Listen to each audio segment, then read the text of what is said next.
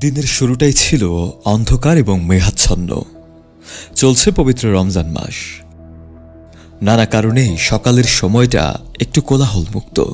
এর মধ্যেই আমাদের অনুসন্ধানী সদস্যরা এসে জড়ো হয়েছে একসাথে।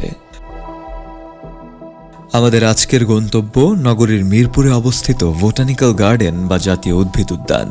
স্থানীয় বাসিন্দাদের মধ্যে একটি মহল আমাদের জানায়, পবিত্র রমজান মাস চলতে থাকলেও বোটানিক্যাল গার্ডেন যেন অসামাজিক কর্মকাণ্ডের এক অভয়ারণ্য হয়ে উঠেছে। সে সূত্র ধরেই পর্যটক বেশে সরেজমিনে পরিদর্শনে যাওয়ার উদ্দেশ্যে রওনা হলো আমাদের অনুসন্ধানী দল।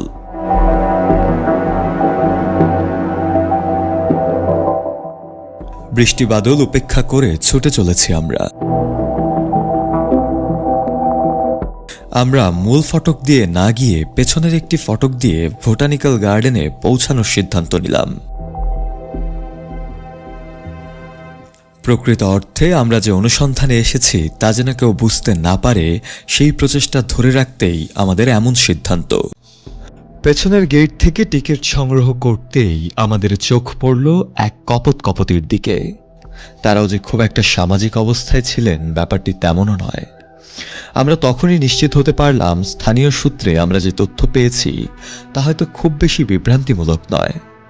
ধীর গতিতে ভেতরের দিকে হাঁটা শুরু করলাম আমরা। এর মধ্যে আরো কয়েক ধাপে আমাদের চোখে পড়ল নানা উঠতি বয়সী ছেলেমেয়েদের অন্তরঙ্গ মুহূর্ত।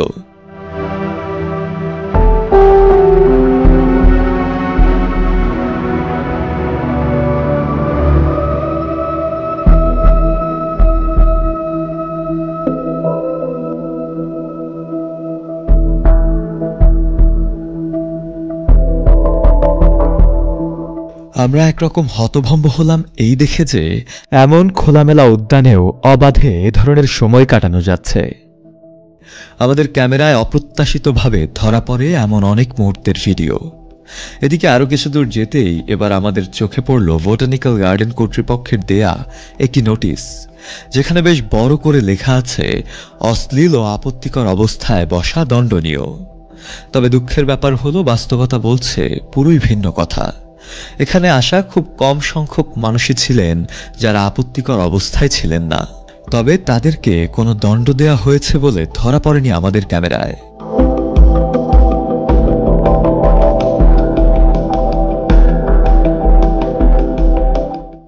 মূলত বোটানিক্যাল গার্ডেন বা জাতীয় উদ্ভিদ উদ্যান বাংলাদেশে উদ্ভিদ প্রজাতি সংরক্ষণ, গবেষণা ও প্রদর্শনের সবচেয়ে বড় কেন্দ্র হিসেবে বিবেচিত হয়ে থাকে।